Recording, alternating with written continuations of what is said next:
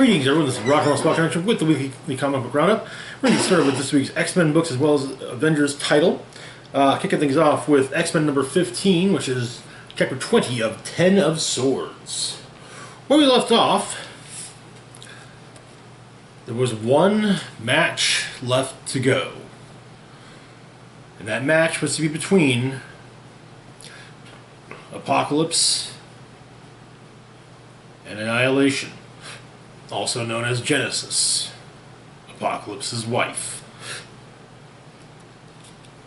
Funny how many immortal mutants there were way back in the day. So the issue begins on Krakoa. Cyclops and Jean are making plans to lead the charge on Otherworld.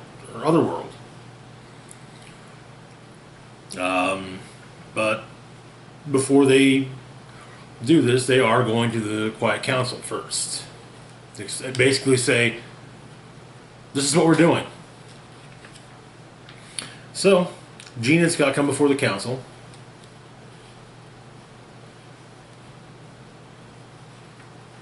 And Cyclops already knows that, what the council will say, that basically what they've built is bigger than what he wants. And it's true. He acknowledges this. But his son's in trouble. Back on Krakoa, the fight begins between Annihilation and Apocalypse. And Annihilation removes the mask. In part because Apocalypse asks her to.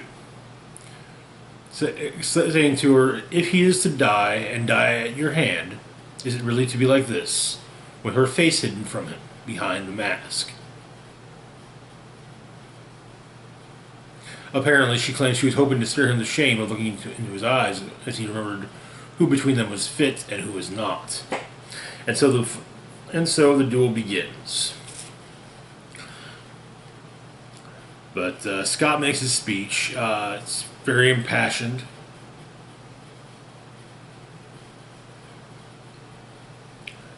Jean also adds a few words.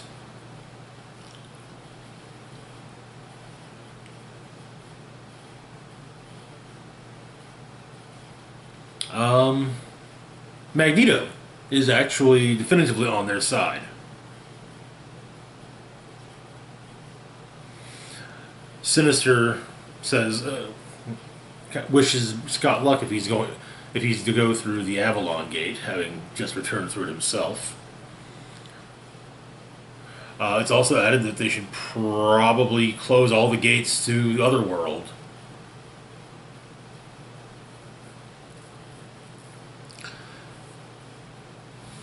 And then Exodus at the egging on of Sinister makes a very good point.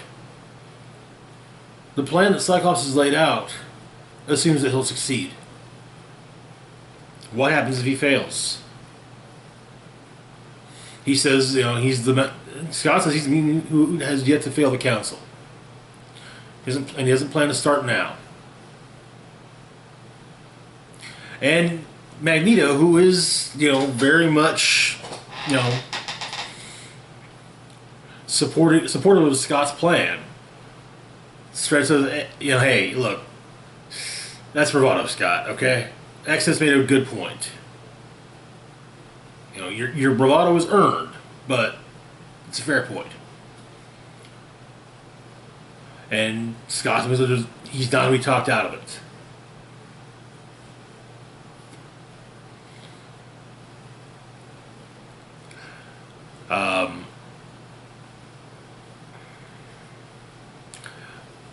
Jean, Nightcrawler, Kate all volunteer to go along, and Shaw actually states that that can't be allowed, noting that this is the government of a nation, and they cannot lose so many of them in one moment of righteous madness. If things go wrong, they've already kind of already Apocalypse, Storm, Apocalypse and Storm are already there. So that's two of the nine. That's two of the 12, plus Cypher. And now you throw in Jean. Okay, that's four.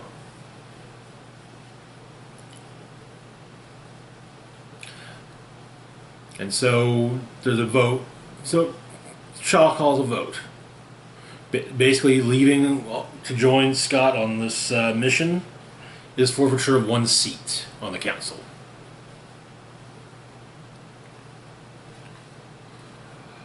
And there's enough. Scott, Charles, and Magneto actually vote in favor, as do Sinister, Mystique, Exodus, and Shaw.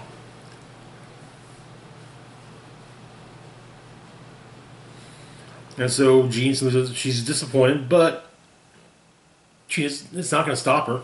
She's going. Nightcrawler also says he's going with her, but she tells him he should stay. He's the soul of this place, and they'd be lost without Kurt. Kate says that she'll go. She's a troublemaker looking for trouble after all, and she won't be talked out of it until Scott says to her they're going through a gate, and Kate and the gates don't actually work. Though Emma directly calls Scott on his lie, telepathically, asking if he wants her to come vocally. Though, and it's kind of Cable kind of says, or Cyclops says, "Hey, look, I appreciate the public display here, but we both want you to stay. There's too much money on the table for the ask, so he wouldn't ask." Vocally, he simply says, "No, it's the same as the others. She needs to stay." But she does tell him telepathically that she'll have the Cuckoos meet him.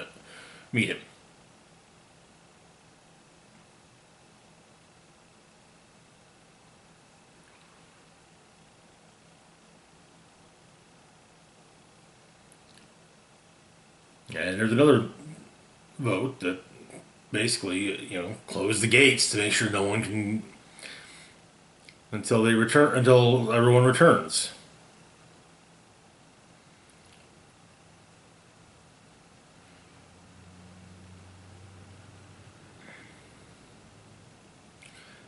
And then basically once the procedure is done, Magneto asks what Scott's plan is, and he said, risking everything they've built for a few lives doesn't work for everyone, and he understands they don't have the luxury of thinking that way, and he really does, but he finds that unacceptable.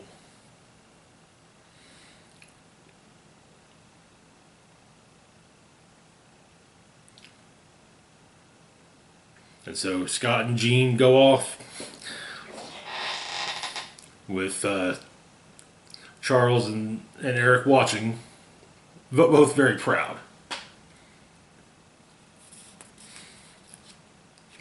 During Scott's speech, we do get some shots of the duel between Apocalypse and Genesis, and she draws first blood, getting Apocalypse about here on his upper right arm, left arm. I mean, there is a piece on the foundation of Krakow government as well as the X-Men moving forward. Back to the fight.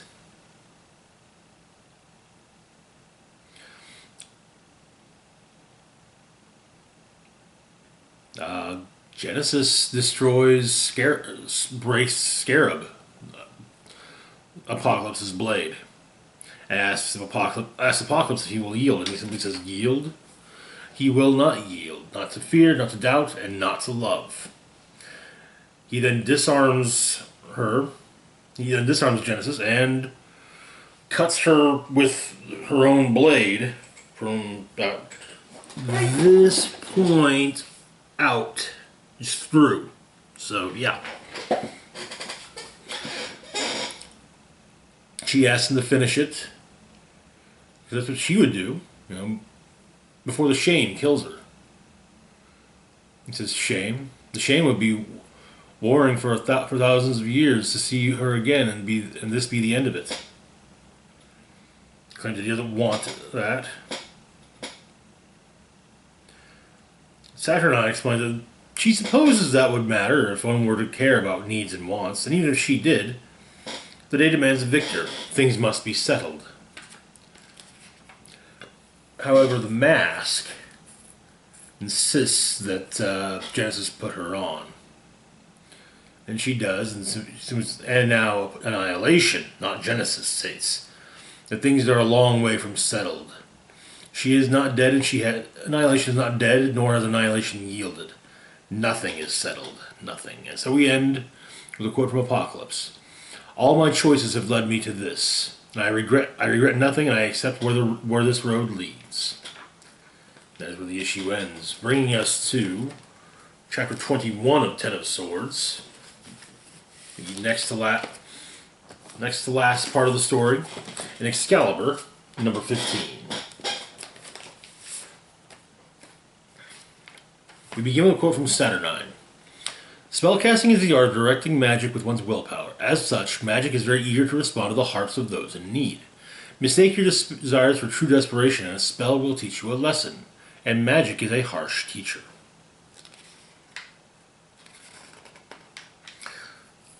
We begin at the Starlight Citadel. A battle has begun outside.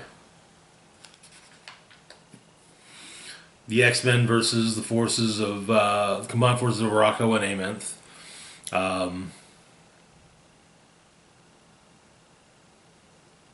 Annihilation, wielding the Twilight Blade, once again goes after Apocalypse. And she's hit with a massive blast of lightning.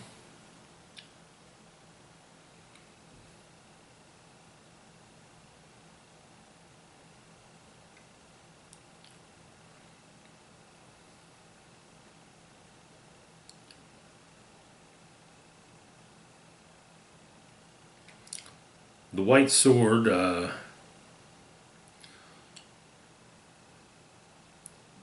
basically takes this point to leave, explaining that a massive melee amongst the forces of Krakoa is not the fight he swore his men to.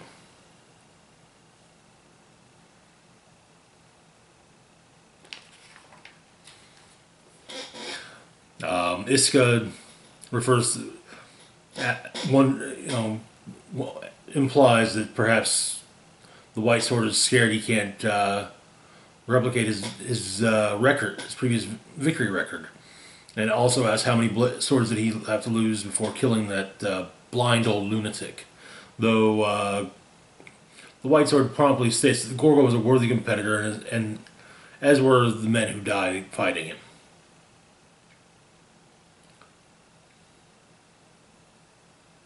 They will be sung of when the Iraqi victory is being drank to.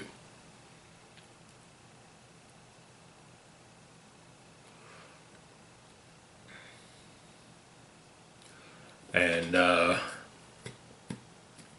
war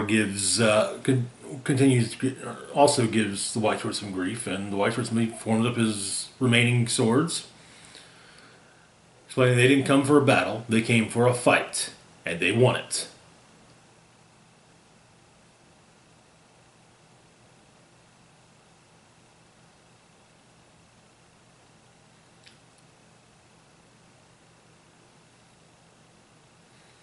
And then Bay the Blood Moon charges towards the Krakoan side. Saturnine has brought a chest of crystal shards as well. Siege defenses are to be launched.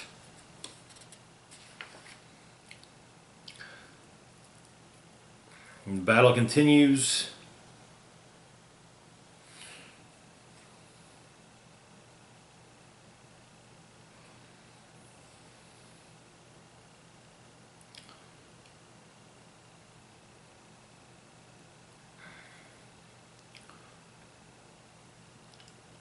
And Bay the Blood Moon arrives.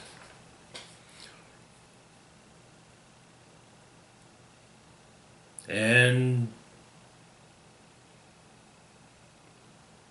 takes her husband with her and leaves.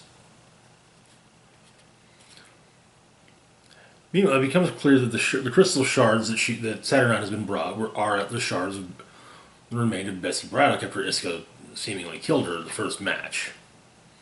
As the battle continues, things don't look good until Jubilee shows up with the Priestesses of the Green, adding in much needed reinforcements.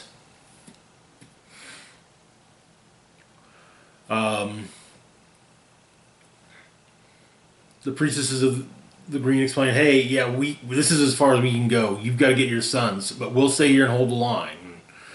Yeah, but she does make arrangements. They say, if something were to happen to hit her down there, take care of Shogo for her.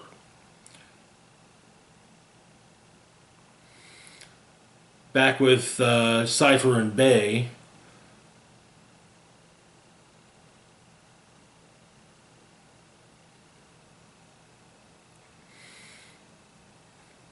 Cypher manages to talk her into going back and helping the X-Men.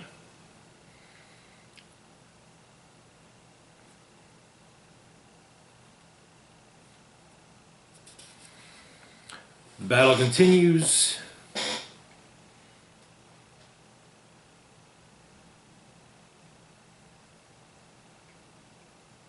And as the crystalline puzzle is being rebuilt throughout the multiverse, other versions of Betsy Braddock answer the call. The call made by Opaluna Saturnine for Captain Britain. As, yes, the crystal shards once again make the form of Betsy as Captain Britain. We also get a written up love spell, which we'll get to at a later date, and that is where the issue ends, bringing us to the finale of Ten of Swords.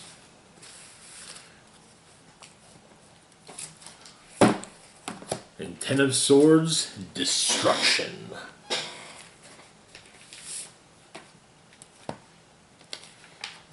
We begin once again with another quote from Apocalypse.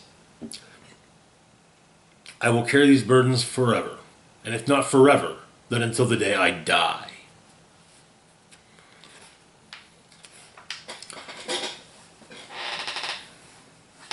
So we begin another world at the Scarlet Citadel.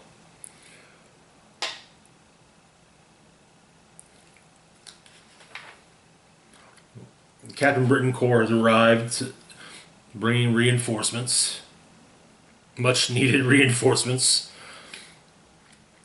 The X-Men and the Priestesses are not holding the line as well as could be hoped. And not all of the Captains of Britain survive this, as we see one promptly slaughtered by none other than Annihilation.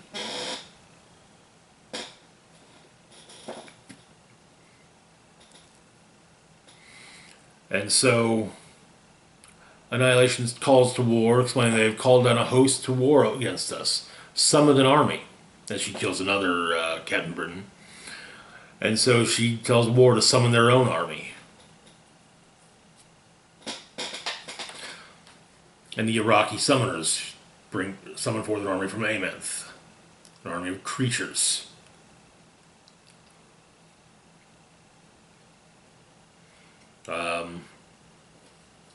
Cyclops is able to telepathically contact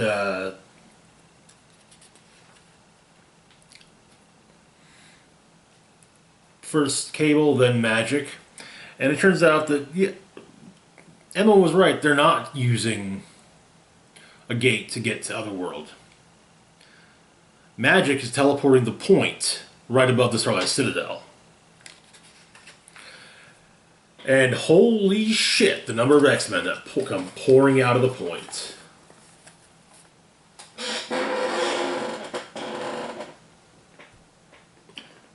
I said it's... Oh, not just X-Men, I might add. But just mutants in general. We've got Dupe, Gwenpool, Wildside. I see Magma, Polaris, Iceman, Archangel, Bishop, Beast, Dakin, Warpath, Quentin Quire, M, Skin, I think Healed Unis the Untouchable, Forge, Domino, Armor,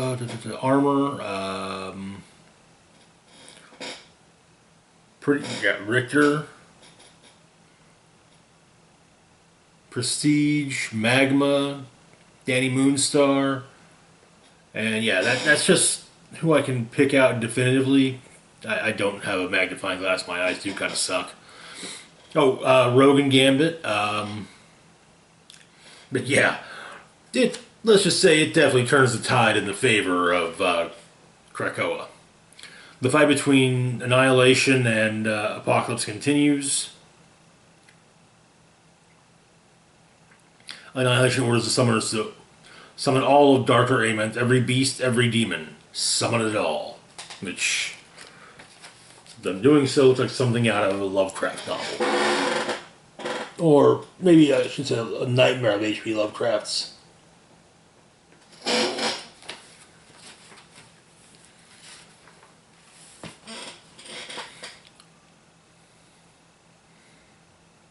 Cable and Saturnine discuss a bit. You know, Cable saying they've lost. She's too tired to do it herself, and he asks if Saturnine can put him down there. He wants to be with his family, and she asks what card he was dealt. He explains the Fool. She says, "Yes, a fool with a sword, and only a fool would think that is what he is actually holding." He looks at the Light of Galador and realizes he's an idiot. So he needs Cyclops, Jean, and Ilyana come get him immediately. He then puts the blade back in the reactor of the point. And those aliens, from when they were nosing around on the point, the ones that killed everyone aboard, pretty much, are released. Only for magic to open a portal, sending them to Otherworld. Basically, throwing two armies against each other. You know the old saying, "The enemy of my enemy is my friend." Well, sometimes, you know what? The enemy of your enemy is your enemy too. In this case, it is definitely the enemy of the X-Men, of Krakoa's enemy, is also the enemy of Krakoa. But yeah, Apocalypse defeats Annihilation, pulls the mask off of her, and places the mask upon himself, saying he is remade. Annihilation Apocalypse tries his best to defeat Annihilation's will.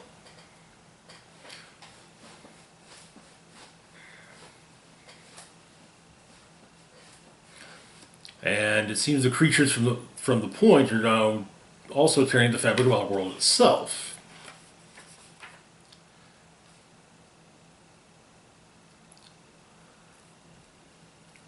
Eventually, soon enough, however, Apocalypse is able to defeat Annihilation, saying that, "Oh, sure, my wife Genesis is stronger than I am, but she was fighting to win. I don't care about winning anymore. I only want to save my people. Our people."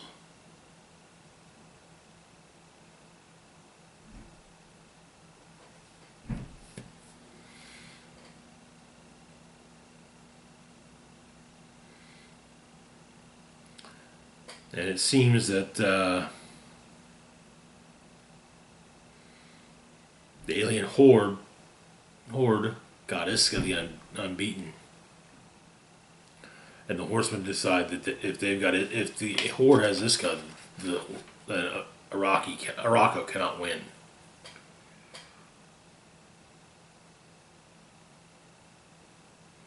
And so,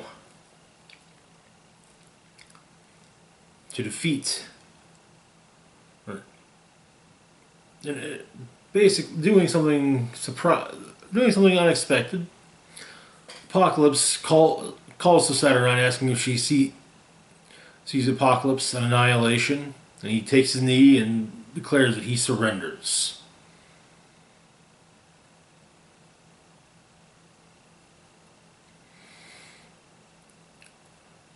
She flies Shogo out into the battlefield using Shogo's dragon breath to dispose of the players they no longer need, and then settle the accounts of all those they do.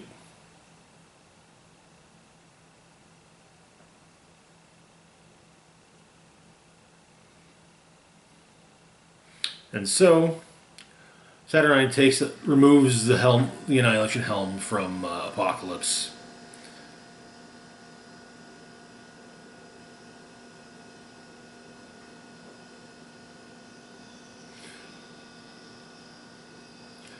And she changes the helm from a helm into a banner, making it more manageable. Still corrupting, no satisfying that appetite, but at least it won't have direct dominion over the wielder.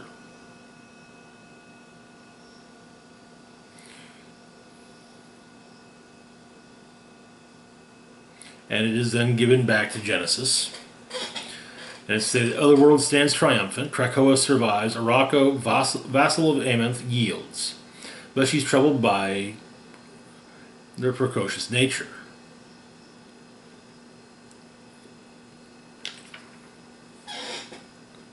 And so it's decided that she states that one mutant from each side is to leave their own land and live with the enemy.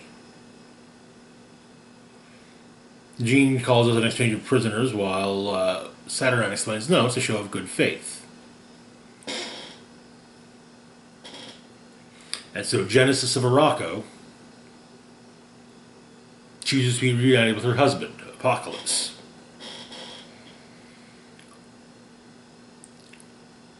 A former member of the Quiet Council, who then states that, he speaks for Krakoa.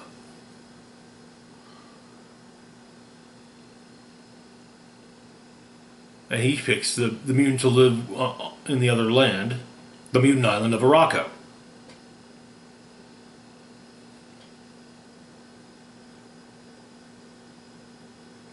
Which surprises Saturnine.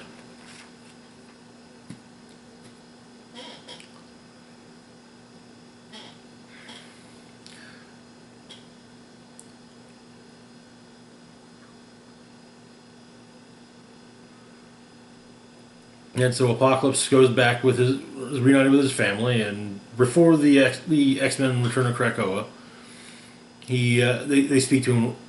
He asks if he has a message to pass along to Xavier or Magneto, and he says that's just one thing: he will see them again someday. We then get a breakdown of what's happened to the swords of Arakko and Krakoa, as well as some of the other the reformation of the new Captain Britain Corps.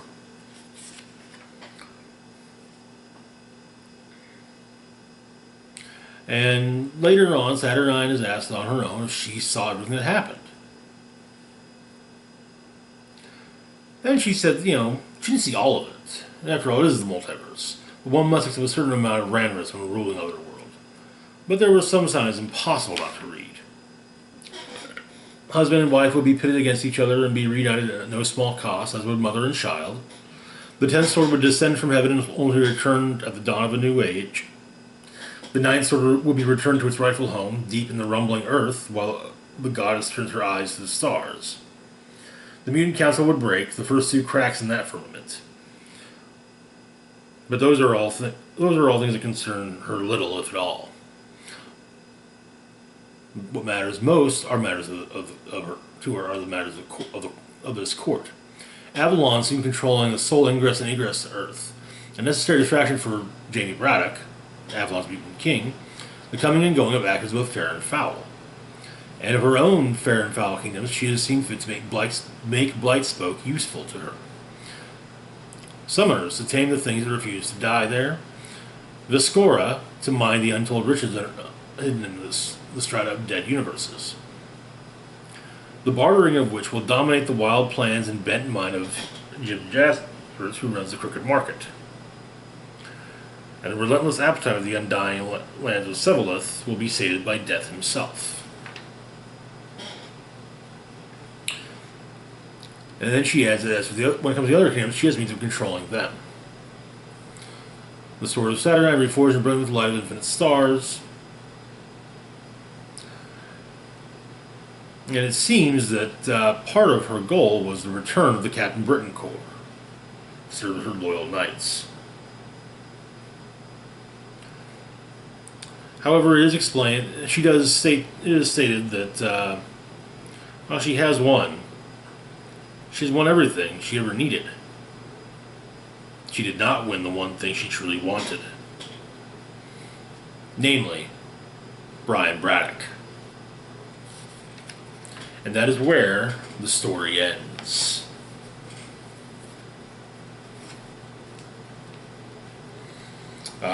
We will be doing 2 more Mutant Monday videos concerning Ten of Swords.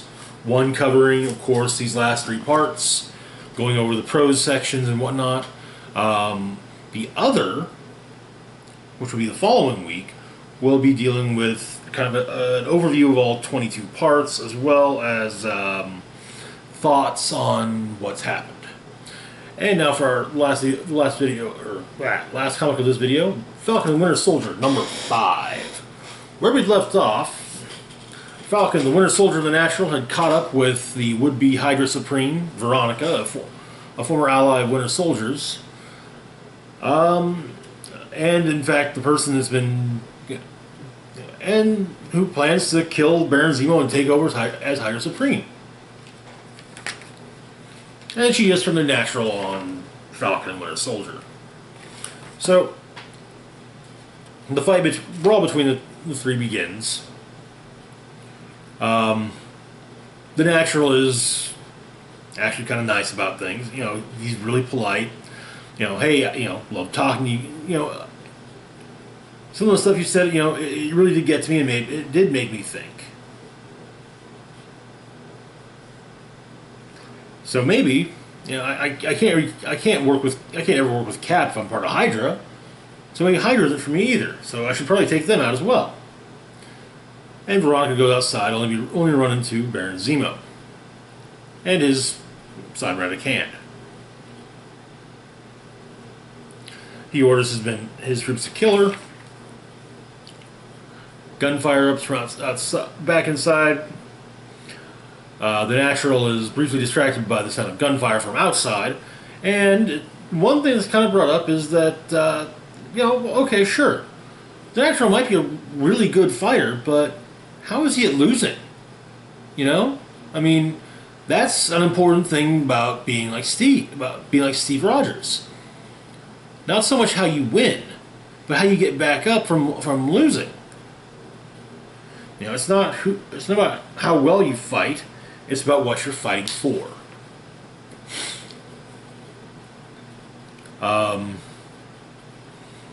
Veronica looks at the massive Hydra agents firing upon her and shouts simply, everyone's wearing masks, so she can't see who's there and who's not, but if any of her guys are among them, she says, Order 66. Zemo doesn't get it. But yeah, it leads to a bunch of the Hydra troops shooting at the others.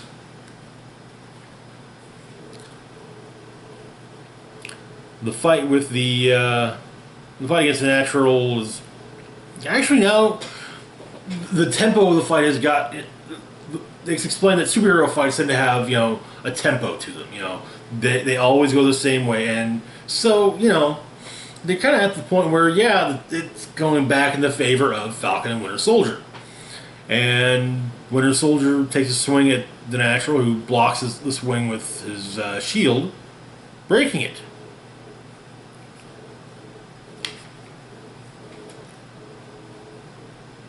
Veronica and Zemo get into a fight outside, but it does kind of seem like Zemo gets the upper hand, in part because one of his is cybernetic. Until they're joined by the Natural, Bucky, and Winter Soldier.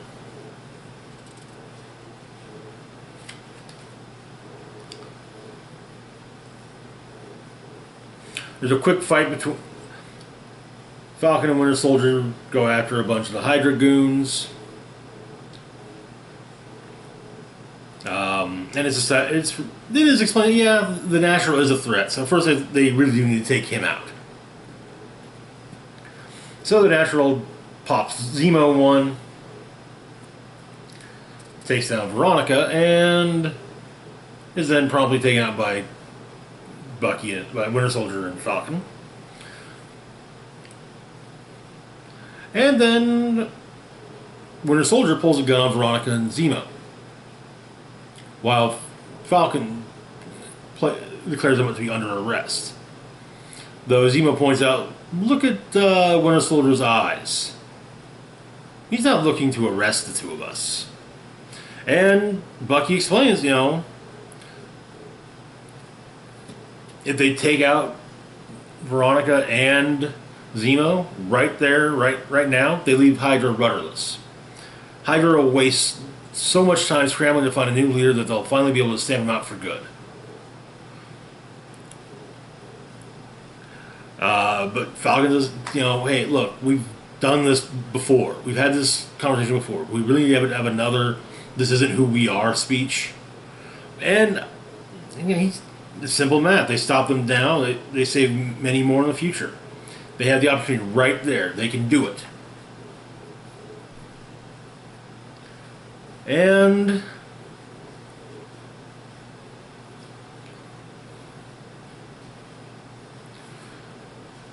basically, it turns out it does seem like maybe Winter Soldier's been kind of getting dragged back a little bit to some of the old ways. And he's been a little touchy about things. But he says, Winter Soldier says, once a killer, always a killer. Though Falcon says, sure, if you want to be. Which does make Bucky think for a second. As, Sam annoys the hell out of him sometimes. But Bucky drops the gun. And tells the Natural that the Natural should help him steer out of his personal crisis.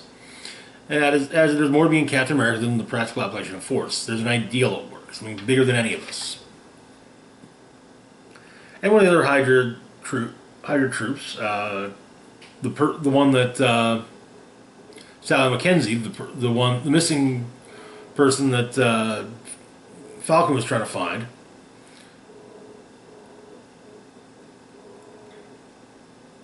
shoots the Natural gets a gun and shoots the Natural shoots Veronica in the shoulder after she picks up Bucky's discarded pistol. Zemo escapes with having grabbed a jetpack, so they'll meet again. Veronica's arrested, and the issue ends with Bucky and Mackenzie at Falcon's support group. And that is where the issue, as well as the miniseries, ends. And this video, too, for that matter.